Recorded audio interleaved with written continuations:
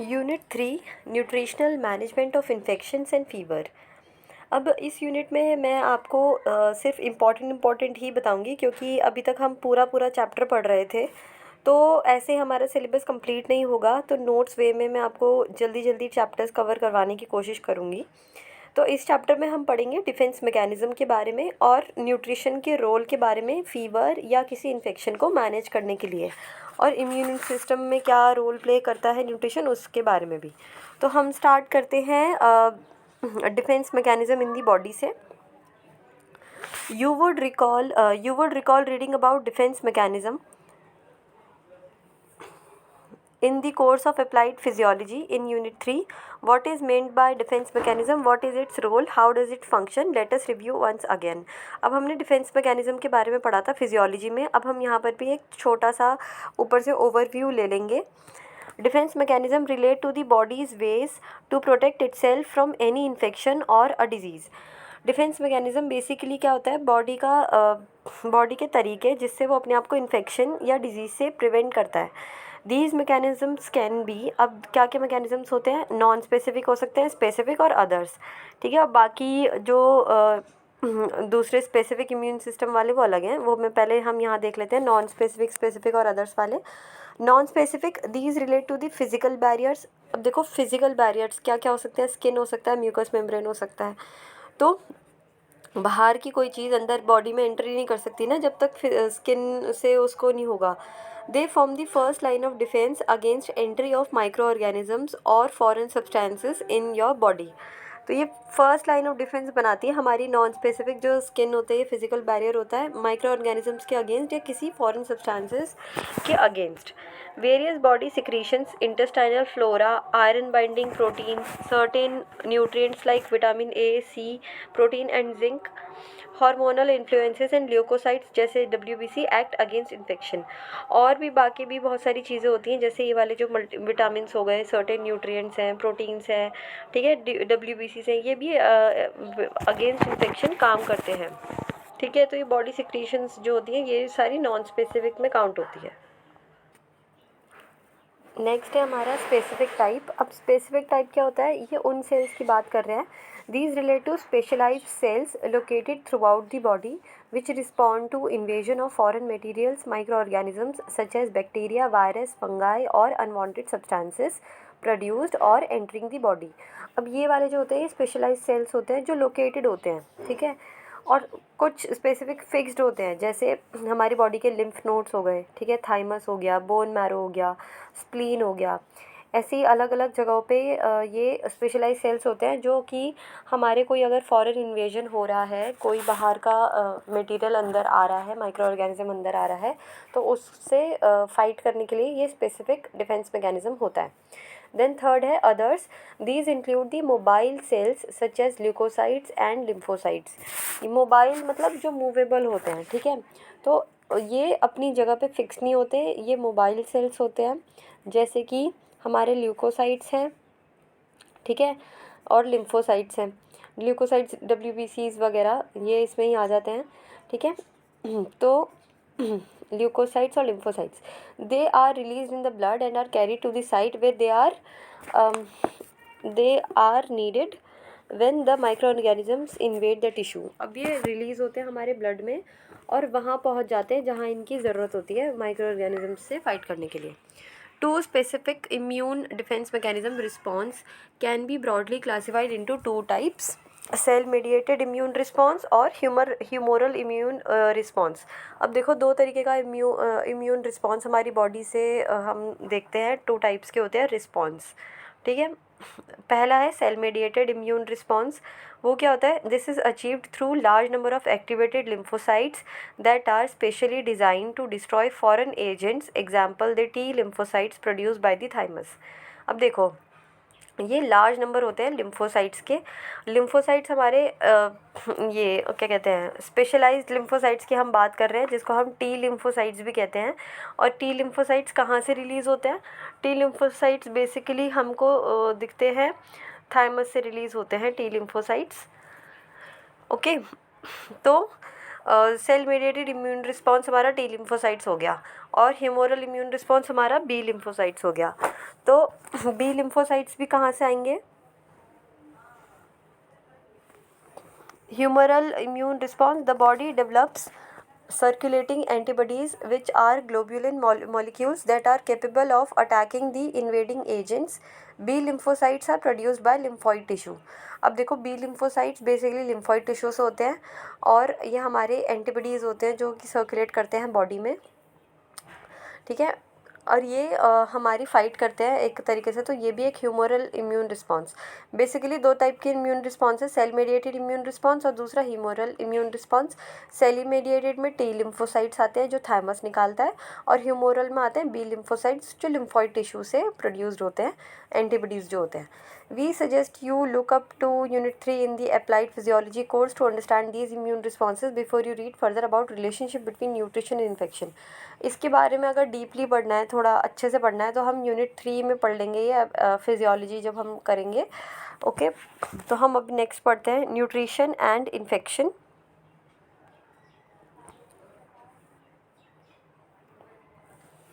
यहाँ पे देखो न्यूट्रिशन एंड इन्फेक्शन के बारे में बताया गया है कि न्यूट्रिशन और इन्फेक्शन कैसे एक दूसरे से कोरिलेटेड है। अब यहाँ देखो एक ये डायग्राम है, synergism of mall nutrition and infection. इसमें बेसिकली क्या बोल रहे हैं ये कि ये वाली जो चीज़ बोल रहे हैं कि अगर सपोज़ किसी का माल न्यूट्रिशन है, मतलब वो न्यूट्रिशन सही से नहीं खा रहा, ठीक है, तो माल न्यूट्रिशन होगा तो क्या होगा, उसकी इम्यूनिटी कम होगी। इम्यूनिटी कम होगी तो क्या होगा, इन्फेक्शन इन्वेट करेगा और जितना इन्फेक्शन होगा फिर उसको भूख कम लगेगी तो और ज़्यादा माल न्यूट्रिशन होगा। तो बेसिकली एक विशियस साइकिल बन जाती है कि माल न्यूट्रिशन हुआ, इम्यूनिटी कम हुई तो इन्फेक्शन हुआ तो और ज़्यादा माल न्यूट्रिशन हुआ। ओके, तो यही बताया गया है बस इस न्यूट्रिशन और इन्फेक्शन वाले इसमें। देन हम पढ़ते हैं next metabolic changes during infection. अब देखो मेटाबॉलिक चेंजेस जो है ड्यूरिंग इन्फेक्शन ये इसमें हम देख लेते हैं कि बेसल मेटाबॉलिक रेट इसमें ये बताया गया है। फर्स्ट पॉइंट हम पढ़ रहे हैं। देखो पहले बॉडी टेम्परेचर नॉर्मल क्या होता है वो तो हम सबको पता ही है, ठीक है। Body temperature normal 98.4 degree Fahrenheit या फिर 37 डिग्री सेल्सियस कह सकते हो। तो ये हमारा नॉर्मल बॉडी टेम्परेचर है। अब अगर जब भी इंक्रीज़ होता है ना टेम्परेचर, तो हमारा बेसल मेटाबॉलिक रेट भी इंक्रीज़ होता है। मतलब जितना जितना फीवर होगा, इन्फेक्शन होगा, उतना हमारा बेसल मेटाबॉलिक रेट भी बढ़ता है। ये इस फर्स्ट पॉइंट में बताया गया है कि हर 1 डिग्री फ़ारेनहाइट जब बढ़ेगा, जैसे 1 डिग्री फ़ारेनहाइट बढ़ गया उतना 7% BMR भी बढ़ गया उसके साथ साथ। सपोज़ किसी का अगर 96 डिग्री फ़ारेनहाइट है और फिर उसका 97 हो गया तो 1 डिग्री बढ़ गया, तो इसका मतलब है कि 7% BMR भी बढ़ गया उसकी बॉडी का। देन और अगर हम सेल्सियस में बात करें कि हर 1 डिग्री सेल्सियस बढ़ने पे हमारा BMR कितना बढ़ता है, 13%। तो ये हमारा फर्स्ट पॉइंट हो गया। सेकंड पॉइंट में इन्होंने ये बताया है कि न्यूट्रिएंट लॉसेस जो होते हैं, जैसे अगर स्वेटिंग हो रही है, वॉमिटिंग हो रही है, डायरिया हो रहा है, इन सब की वजह से न्यूट्रिएंट भी लॉस होते हैं। जैसे potassium, sodium, zinc, magnesium, phosphorus, ये सब लॉस्ट होते हैं हमारे स्वेटिंग से, वॉमिटिंग से, डायरिया से। फिर हमको थर्ड पॉइंट देखते हैं हम क्या लिखा है इसमें। Infection and fever sets in the environment of catabolism in the body, ठीक है। तो जब इन्फेक्शन और फीवर होता है ना, तो इसका मतलब होता है कि ब्रेक डाउन हमारी बॉडी में होगा ज़्यादा, कैटाबॉलिज्म, ठीक है, उसको ब्रेक डाउन कहते हैं कैटाबॉलिज्म को। Infection can be related to a state of physiological stress. The body responds to this stress by altering the levels of severe hormones to meet the increase requirements, acute phase response. अब देखो जब physiological stress आता है, मतलब अगर infection हुआ body में तो स्ट्रेस आया, ठीक है, क्योंकि बॉडी काम करेगी अगेंस्ट इन्फेक्शन, तो स्ट्रेस आया, तो स्ट्रेस में क्या होता है कि बॉडी रिस्पॉन्ड करती है और ज़्यादा हार्मोन्स को निकाल के उनका लेवल बढ़ता है। ये इस पूरी प्रोसेस को क्या कहते हैं, increased phase response, acute phase response. तो increase level of glucocorticoids, growth hormone, catecholamines, glucagon work synergistically to increase glycogenolysis, breakdown of glycogen and gluconeogenesis, formation of glucose from non carbohydrate sources. अब ये बता रहे हैं कि जब हम hormone ज़्यादा निकलने लगते हैं बॉडी से तो हार्मोन जब ज़्यादा ज़्यादा निकलेंगे फिजियोलॉजिकल स्ट्रेस को ओवरकम करने के लिए, तो कौन कौन से हार्मोन हो गए, ये कुछ हार्मोन इन्होंने बता दिए, ग्लूकोकॉर्टिकॉइड्स हो गया, ग्रोथ हार्मोन हो गया, ठीक है। ये सारे हार्मोन्स बेसिकली क्या काम करते हैं, ग्लूकोनियोजेनेसिस करेंगे, मतलब ग्लूकोज की फॉर्मेशन होगी, और ग्लाइकोजिनोलिसिस करेंगे, मतलब ब्रेक डाउन ऑफ ग्लाइकोजन होगा ताकि और ज़्यादा ग्लूकोज मिले, ताकि तभी तो हमको ग्लूकोज मिलेगा, तभी हम रिस्पॉन्ड अच्छे से कर पाएंगे ना स्ट्रेस के अगेंस्ट, इसलिए बॉडी ऐसा रिस्पॉन्ड करती है। In addition, increased insulin levels and insulin resistance at the cellular level decreases the ability of the body to utilize carbohydrate as substrate for energy। वही है, हमें बेसिकली ग्लूकोज चाहिए ज़्यादा अमाउंट में, तो इसलिए हमारा इंसुलिन का रेजिस्टेंस भी कम हो जाता है बॉडी में, इंसुलिन लेवल भी कम हो जाते हैं ताकि ज़्यादा एनर्जी मिल सके, कार्बोहाइड्रेट सोर्स हो या नॉन कार्बोहाइड्रेट सोर्स से जैसे भी। Thus body favours protein break down, ठीक है, catabolism followed by fat break down, lipolysis as the major substrate for meeting the energy requirements.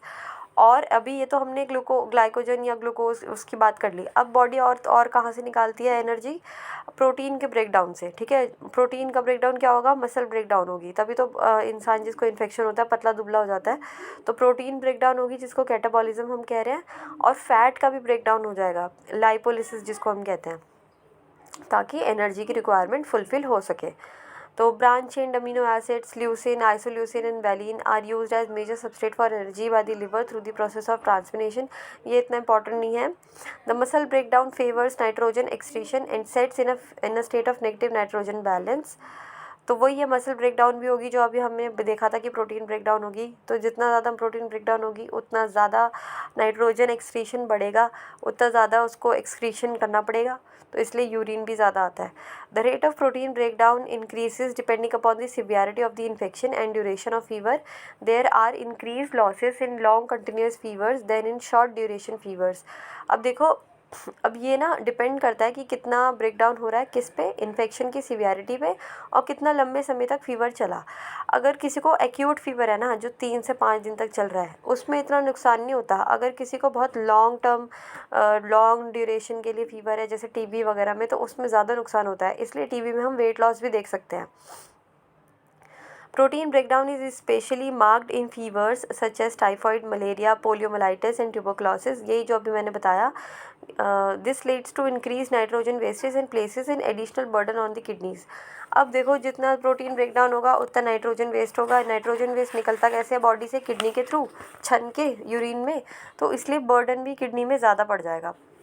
अब फोर्थ पॉइंट में ये बताना चाह रहे हैं कि अगर इन्फेक्शन और फीवर होता है तो एनोरेक्सिया भी होगा, मतलब एपेटाइट कम खा पाएगा, वो भूख कम लगेगी, अगर भूख कम लगेगी तो खाना कम खाएगा, एनर्जी कम मिलेगी, ठीक है, इसलिए वेट लॉस होता है।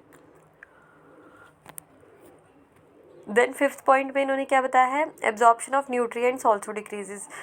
क्यों? क्योंकि अगर इंटेस्टाइनल इन्फेक्शन भी है तो इंटेस्टाइन इतने एक्यूरेटली काम नहीं कर पाएगा ना ऑप्टिमली, तो एब्जॉर्प्शन ऑफ न्यूट्रिएंट भी कम होगा। देन सिक्स पॉइंट पे इन्होंने ये बताया है कि स्वेटिंग के ज़रिए या यूरिन के ज़रिए, मतलब एलिमिनेशन हमारा बहुत ज़्यादा होगा बॉडी फ्लूइड्स का और इलेक्ट्रोलाइट्स का, ठीक है, नाइट्रोजन वेस्ट का भी होगा कैटाबॉलिक एक्टिविटीज़ के ड्यू टू, तो बॉडी फ्लूइड्स और इलेक्ट्रोलाइट्स होगा, तो इसलिए हम ज़्यादा कहते हैं कि पानी ज़्यादा पियो या ग्लूकोज लो, इसलिए कहते हैं ज़्यादातर। Then glycogen and adipose tissue stores decrease. ये अभी हमने ऊपर यही देखा था कि फैट ब्रेकडाउन होता है, मतलब एडिपोज टिश्यू का भी ब्रेकडाउन होगा, और ग्लाइकोजिनोलिसिस भी देखा था हमने, मतलब ब्रेकडाउन ऑफ ग्लाइकोज, तो ग्लाइकोजन भी यहाँ पे डिक्रीज़ होगा। तो ये हमारा 7th पॉइंट कवर हो गया। तो बेसिकली इन्होंने यही बताया कि ये किस चीज़ पे डिपेंड करता है आगे, कि नेचर ऑफ इन्फेक्शन क्या है, सिवियरिटी क्या है, ड्यूरेशन कितनी है, फीवर है या नहीं है, वो सब। तो ये हमारा अब हम नेक्स्ट देखेंगे classification and aetiology of fever infection. इसमें हम इटियोलॉजी देखेंगे।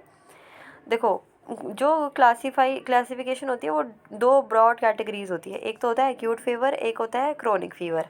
तो अभी मैंने जैसे आपको एक्यूट फीवर की बात की थी, तो एक्यूट फीवर में आपका क्या आ जाता है, टाइफाइड वगैरह आ गया, मलेरिया आ गया, ठीक है, या छोटे मोटे वायरल फीवर, टॉन्सिलाइटिस, ये सब हमारा एक्यूट फीवर में हो जाता है। मतलब बहुत शॉर्ट ड्यूरेशन तक ये चलता है, 104 तक भी पहुंच जाता है इसका, अगर टेम्परेचर अगर हम बात करें तो।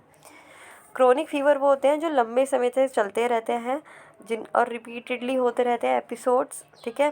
काफ़ी बार किसी किसी का टाइफाइड ना क्रोनिक बन जाता है, क्योंकि टाइफाइड एक्यूटली होके ख़त्म नहीं होता, बार बार भी होता है, तो वो क्रोनिक वो मतलब क्रोनिक शक्ल ले लेता है।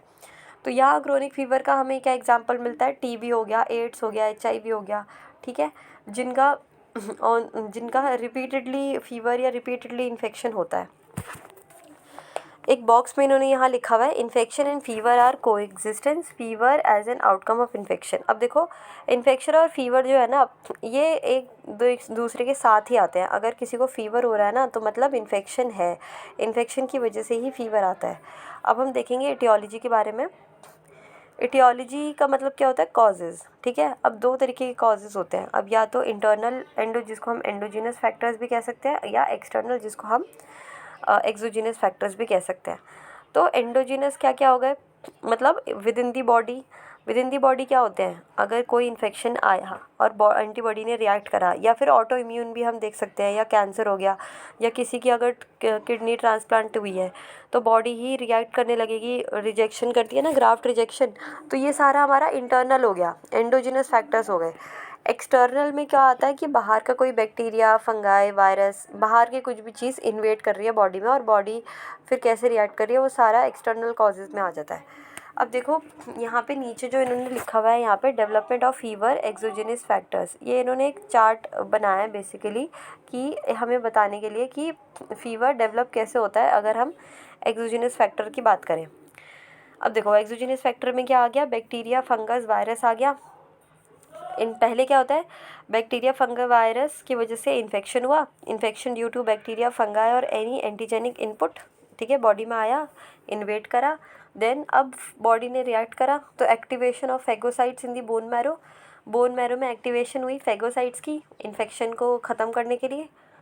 क्या होता है, बॉडी क्या करती है, फीवर क्रिएट करती है खुद, ताकि इंक्रीज़ हो टेम्परेचर इंक्रीज़ होगा तो बैक्टीरिया मरेगा। तो इसलिए पायरोजन नाम का रिलीज़ करती है हमारी बॉडी, फीवर इंड्यूसिंग हार्मोन होता है ये पायरोजन, ठीक है। मतलब फीवर को लाने के लिए करता है ये। तो हम जब किसी को हम पैरासीटामोल वगैरह दे देते हैं कि हम फीवर को ही कम कर देंगे, तो बैक्टीरिया ना इतनी इजीली किल नहीं हो पाता, इसलिए कभी कभी फीवर आना is also a good thing. Then synthesis of prostaglandins. अब क्या होता है, हार्मोन दूसरे भी रिलीज़ होते हैं, prostaglandins.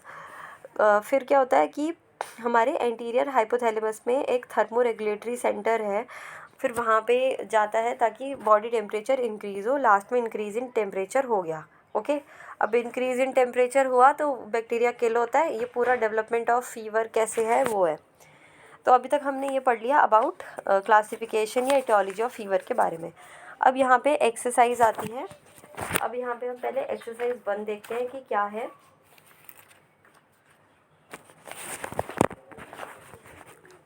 What is a defense mechanism? What are its two major types? अब डिफेंस मैकेनिज्म क्या है और दो मेजर टाइप क्या है। Defence mechanism is the body's ability to fight infection and suppress multiplication of abnormal cells such as cancer cells. The two major forms are defense mechanism include non-specific and specific. अब देखो, हमने अभी देखा था defence mechanism की definition में कि हमारी बॉडी की एबिलिटी होती है फाइट से इन्फेक्शन करना, या अगर कोई एबनॉर्मल सेल है उसकी मल्टीप्लिकेशन को रोकना। और दो तरीके के फॉर्म्स होते हैं, स्पेसिफिक और नॉन स्पेसिफिक। नॉन स्पेसिफिक में हमारा skin, mucous membrane, physical barrier आ गया सारा, और स्पेसिफिक में आ गया स्पेशलाइज सेल्स, ठीक है, जो कि या तो लोकलाइज हो सकते हैं या फिर बॉडी में घूमते वाले हो सकते हैं, ठीक है। तो लोकलाइज में हमारे वो आ जाते हैं थाइमस और स्प्लीन, ये सारा, ठीक है। और अनलोकलाइज मतलब अदर्स में जो हम बोल रहे थे वो आ गया कि बॉडी में घूम रहे हैं, जैसे lymphocytes, leukocytes, okay. Then next question है, malnutrition and infection form a vicious cycle, explain, give an example. ये अभी हमने पीछे एक जो वो देखा था डायग्राम, तो यही है, malnutrition and infection have a synergistic effect with impaired immunity, several nutrients strengthen the physical barrier of human body such as skin, mucous membrane, epithelial tissues, whereas other help in directly in activating an infection.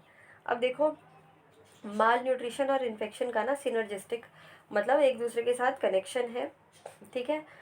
एक vicious cycle बना लेते हैं ये लोग अपने में ही कि अगर न्यूट्रिएंट कम है, स्ट्रेंथ कम है या फिजिकल बैरियर कम है बॉडी के, तो अगर वो कम है तो इन्वेट करने में कोई भी एक्सटर्नल एजेंट को प्रॉब्लम नहीं होगी इन्फेक्शन को, तो वो इन्वेट कर जाएगा।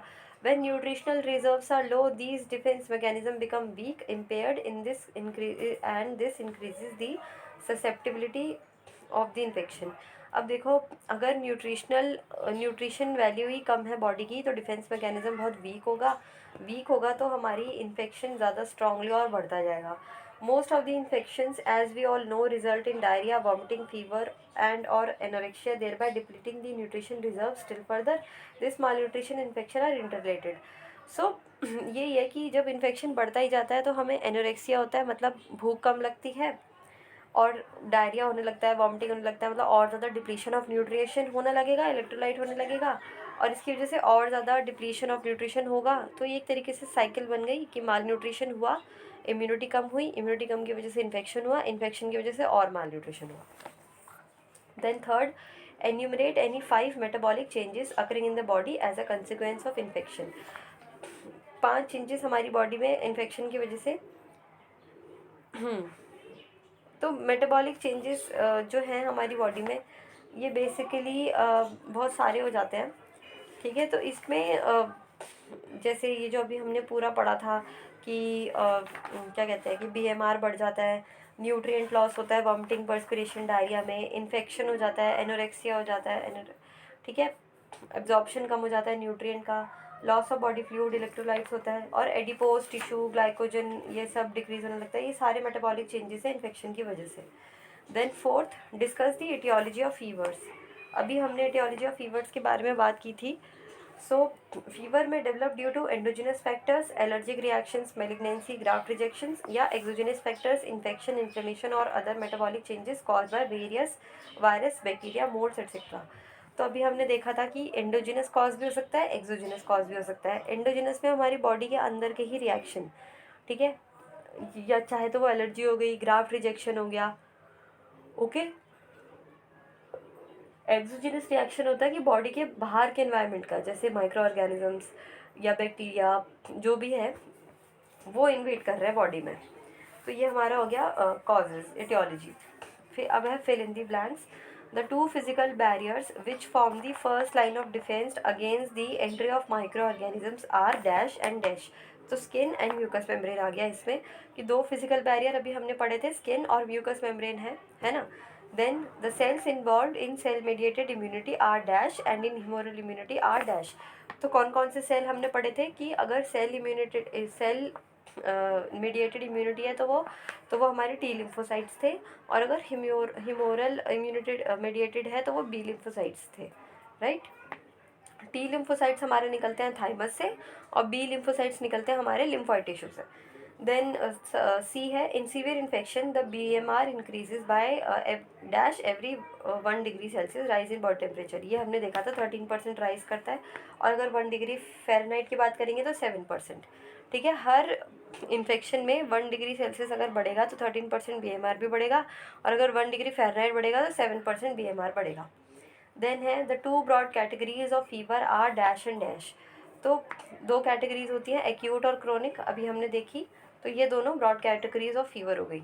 अब नेक्स्ट है dash and dash are utilised as the substrate for meeting energy requirement during fevers. तो बेसिकली प्रोटीन्स और फैट्स, ये थोड़ा इंपॉर्टेंट है, ये देख लेना कि प्रोटीन्स और फैट्स ही ज़्यादातर यूटिलाइज हो जाता है ताकि बॉडी के एनर्जी रिक्वायरमेंट को फुलफ़िल कर सके during the time of fever.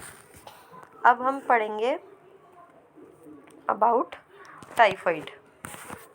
तो टाइफाइड को हम बेसिकली एंटेरिक फीवर भी कहते हैं, ठीक है। ये इन्फेक्शन किससे होता है? बैक्टीरिया से होता है, ठीक है। कहाँ पे फाउंड करा जाता है ये वाला बैक्टीरिया? इंटेस्टाइन में। और इंटेस्टाइन में ये अपने आप को एपिथेलियम ऑफ इंटेस्टाइन से, इंटेस्टाइनल वॉल से अटैच कर लेता है, वहीं पे ग्रो करता है, फिर वेसल को डैमेज करके बॉडी के ब्लड में चला जाता है, और फिर अलग अलग पूरी बॉडी में फैल जाता है और बॉडी का टेम्परेचर बढ़ाता है। तो कौन सा बैक्टीरिया है? सैल्मोनेला टाइफी, ठीक है। यहाँ पे सैल्मोनेला टाइफोसा बोल दो, सैल्मोनेला टाइफी बोल दो, एंट्रिक फीवर भी कहते हैं इसको। ओके, देन फिर क्या है इसका कॉजेज़ की, क्या रूट से आता है?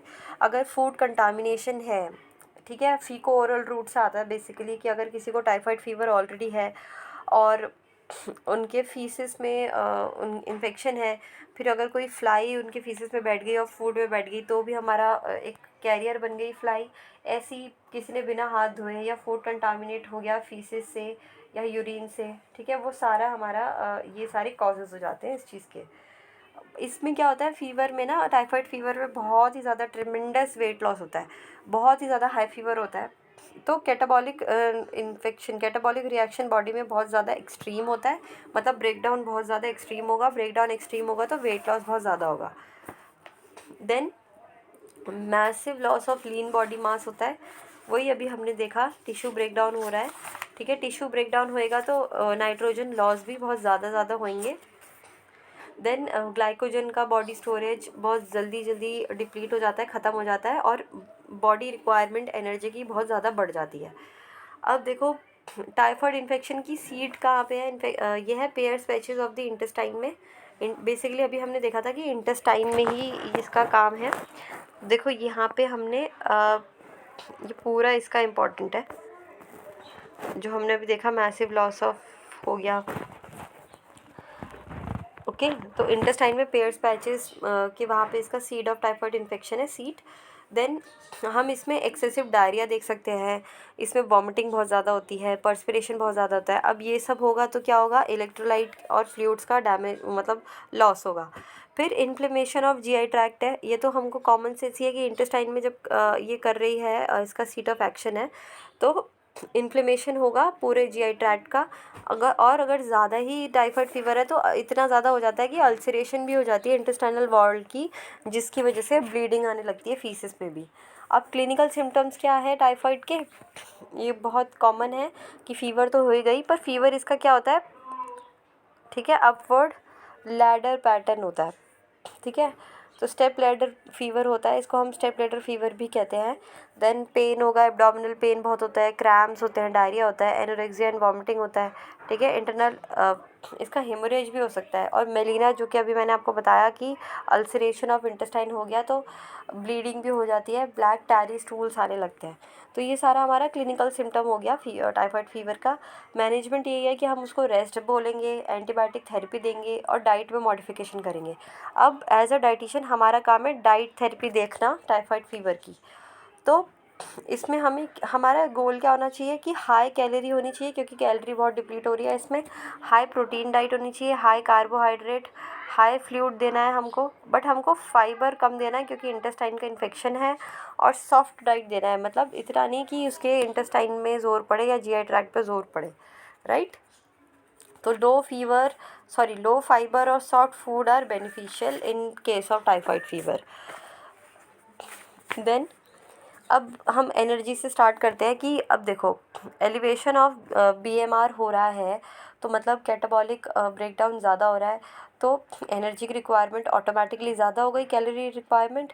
तो जो भी हम डाइट प्रिस्क्राइब करेंगे उसमें हम 10 to 20% और ज़्यादा देंगे, जो रिकमेंडेड डाइटरी अलाउंस है उससे भी ज़्यादा। अब क्योंकि आरडीए जो है ना, नॉर्मल पर्सन के हिसाब से है कि नॉर्मली अगर कोई इन्फेक्शन नहीं है तो उसको एनर्जी की कितनी रिक्वायरमेंट है, बट टाइफाइड फीवर में एक्स्ट्रा रिक्वायरमेंट है, तो हम कितना बढ़ाएंगे परसेंट, 10 to 20% हम बढ़ा देते हैं रिक्वायरमेंट, ठीक है, टाइफाइड फीवर के पेशेंट को। देन नेक्स्ट है प्रोटीन। प्रोटीन में हम क्या करेंगे, अब देखो टिश्यू लॉस है बहुत ज़्यादा, तो प्रोटीन की रिक्वायरमेंट भी बढ़ेगी, तो हम कितना बढ़ाएंगे प्रोटीन, 1.5 से 2 ग्राम पर प्रोटीन पर केजी बॉडी वेट और बढ़ा देंगे, ठीक है। देन है कार्बोहाइड्रेट। कार्बोहाइड्रेट का भी हमको क्यों बढ़ाना है, क्योंकि वो ग्लाइकोजन स्टोर का बहुत ज़्यादा डिप्लीट हो रहा है, प्रोटीन भी डिप्लीट हो रहा है, तो हम कार्बोहाइड्रेट भी बढ़ाएंगे, लिबरली देंगे अच्छे से। देन डाइटरी फाइबर पर वो देना पड़ेगा हमको कि ईज़िली सॉल्यूबल हो जाए, ठीक है, लो फाइबर डाइट हमको देना है। इसमें क्या है, इन्फ्लेम्ड है इंटेस्टाइनल मिकोजा, तो ऑब्वियसली अगर इन्फ्लेम्ड है तो हाई फाइबर डाइट होगी तो उसको दिक्कत होगी। तो हमको ग्रीन लीफी वेजिटेबल्स, बहुत ज़्यादा हाई फाइबरस डाइट नहीं देनी है, या बिल्कुल होल सीरियल्स या थिक स्किन्स वाले वेजिटेबल या फ्रूट्स नहीं देने हैं, ठीक है। तो हमें हाई फाइबरस डाइट इसको अवॉइड करनी है, इनसॉल्युबल फाइबर अवॉइड कराने हैं। देन फैट्स है, देखो फैट्स की भी इंक्रीज रिक्वायरमेंट है, क्योंकि बॉडी की डिप्लीशन ऑफ फैट भी हो रहा है, एडिपोज टिश्यू भी ब्रेक डाउन होगा एनर्जी फुलफिल करने के लिए। तो फैट हम क्या कौन सा देंगे, हम देंगे कि मीडियम चेन ट्राइग्लिसराइड वाला फ़ैट देंगे हम, पूरा ज़्यादा इतना हैवी फैट नहीं देंगे, ओके। तो मीडियम चेन ट्राइग्लिसराइड वाला क्या हो गया, बटर हो गया, क्रीम हो गया, मिल्क प्रोडक्ट्स, एग योक, बहुत हल्के वेटेड वाले देंगे जो इजीली डाइजेस्टेबल हो जाते हैं, ओके। देन हम मिनरल्स देखेंगे, मिनरल्स में हम इलेक्ट्रोलाइट्स और वाटर जो है हमारा डायरिया की वजह से या पर्सपिरेशन या वॉमिटिंग की वजह से लॉस हो रहा है, राइट। तो हम मिनरल्स ज़्यादा देंगे, जैसे सूप दे देंगे सॉल्ट डाल के, बेवरेजेस दे देंगे, ओके। जिंक क्रोमियम भी हम देंगे फूड में जिसमें है, ब्लेंड करके दे देंगे, जूसेस देंगे, स्टूज़ देंगे, ठीक है, दाल का पानी देंगे, ठीक है, ये सारी हम चीज़ें दे सकते हैं। देन विटामिन्स, विटामिन्स में हमारा बी कॉम्प्लेक्स, ए और सी, ये सारे फेवर करते हैं वुंड हीलिंग को, इम्यूनिटी को, तो हम ये सब ऐड ऑन करेंगे क्योंकि विटामिन और मिनरल का भी बहुत ज़्यादा डिप्लीशन होता है। देन फ्लूइड, अभी हमने बात करी, फ्लूइड लॉस बहुत ज़्यादा है, तो हमें 2.5 से 3.5 लीटर्स तो रिकमेंड करना ही है डेली इनटेक ऑफ फ्लूइड में, ठीक है। अब चाहे वो आप जूस फॉर्म में दो, कैसे भी दो, पर उसको इतना तो पानी पीना ही है ताकि लॉस जितना हो रहा है बॉडी से वो कंपनसेट हो सके। अब देखो ये लास्ट में ये थोड़ा इम्पॉर्टेंट है क्योंकि क्वेश्चंस भी इसमें आते हैं और ये हमें पता भी होना चाहिए कि कौन से फूड हमें इंक्लूड करने हैं, कौन से रिस्ट्रिक्ट करने हैं और कौन से पूरे अवॉइड करने हैं। तो फूड इंक्लूड कौन से करने हैं, जो कि अभी हमने देखा था, जूसेस, सूप्स, दाल वाटर, ब्रॉथ्स, ये सारे हम इंक्लूड कर सकते हैं। बहुत ज़्यादा रिफाइंड सीरियल्स दे सकते हैं, ठीक है, लो इंसॉल्युबल फाइबर वाले देंगे, लो फाइबर वाले देंगे बेसिकली, और रिफाइंड वाले देंगे, बिल्कुल होल ऐसे नहीं देंगे। देन एग्स दे सकते हैं हम, बिल्कुल ही उबला हुआ चिकन फिश दे सकते हैं, बिल्कुल टेंडर स्टीम्ड वाला। देन फ्रूट जूसेस दे सकते हैं, राइट। तो ये सारा हमारा कैलोरी वगैरह को मेंटेन करने के लिए है। रिस्ट्रिक्ट क्या करनी है हमको, मिल्क प्रोडक्ट जो कि हाई इन उसमें है, मतलब जैसे फ़ैट कंटेंट उसमें बहुत ज़्यादा है, तो हमें ऐसे वाला नहीं देने, जो फ़ैट इतना ज़्यादा नहीं देना, हमें मीडियम चेन ट्राइग्लिसराइड तक हम दे सकते हैं ताकि इजीली डाइजेशन हो जाए। अवॉइड क्या करना है हमको, हाई फाइबरस फूड, ठीक है, जिसमें बिल्कुल होल स्किन नहीं देनी, जो कि अभी हमने देखा था, रॉ वेजिटेबल फ्रूट वगैरह नहीं देने, और फ्राइड फूड तो बिल्कुल नहीं देने क्योंकि फ्राइड तो वो बिल्कुल नहीं पचा पाएगा, और इरिटेंट्स, क्योंकि अल्सरेशन भी हो सकती है, तो इरिटेंट्स बिल्कुल नहीं देने, अचार वगैरह, स्पाइसेस वगैरह नहीं देना। अब देखेंगे एक्सरसाइज 2 के बारे में, देन उसके बाद हम पढ़ेंगे क्रोनिक फीवर। तो हम भी अभी हमने एक्यूट फीवर में पढ़ा, एक्यूट फीवर में पढ़ा अबाउट टाइफाइड, इसके नेक्स्ट हम पढ़ेंगे क्रोनिक फीवर। तो अब हम पहले एक्सरसाइज 2 कर लेते हैं। Why is typhoid called an enteric fever, इसको एंटेरिक फीवर क्यों कहते हैं, क्योंकि ये इंटेस्टाइन का इन्फेक्शन होता है इसलिए। तो typhoid is called enteric fever because this infection और bacteria is found in the intestine, क्योंकि जो एक इन्फेक्शन और बैक्टीरिया है वो इंटेस्टाइन में फाउंड किया जाता है, इसलिए इसको एंटेरिक फीवर कहते हैं। देन है discuss the adverse effects of typhoid fever on the body. अब टाइफाइड फीवर का एडवर्स इफेक्ट हमारी बॉडी में क्या है, ड्यूरिंग दी प्रोड्रोमल स्टेज। अच्छा ये वाली चीज़ मार्क कर सकते हैं हम पीछे आंसर में, क्योंकि ये वाली चीज़ आगे नहीं दे रखी। During the prodromal stage there is increasing malaise, headache, cough and sore throat, often with abdominal pain and constipation while the fever begins to reduce. शुरू में ना इंक्रीज जब हो रहा होता है, फीवर चढ़ रहा होता है, तो उसमें हमें बहुत ज़्यादा फीवर, बहुत ज़्यादा हेडेक होता है, कफ भी हो सकता है, गला भी बिल्कुल खराश हो सकती है, एब्डोमिनल पेन बहुत ज़्यादा हो सकता है, कॉन्स्टिपेशन हो सकता है, ठीक है। उसके बाद ना फीवर रिड्यूस होने लगता है। After 7 to 10 days there is marked weakness along with diarrhoea, constipation and abdominal distension. 7 से 10वें दिन में ना फीवर रिड्यूस तो हो जाता है, बट वीकनेस बहुत ज़्यादा होती है, डायरिया और कॉन्स्टिपेशन भी हम देख सकते हैं, और एब्डोमिनल डिस्टेंशन भी दिखता है। ये हम मार्क कर लेंगे पीछे। क्वेश्चन 2, ये वाला क्वेश्चन 2, ये इंपॉर्टेंट है, ये आगे नहीं दे रखा है, ये पीछे आंसर्स में दे रखा है। Then list the salient features of the diet given to a typhoid patient.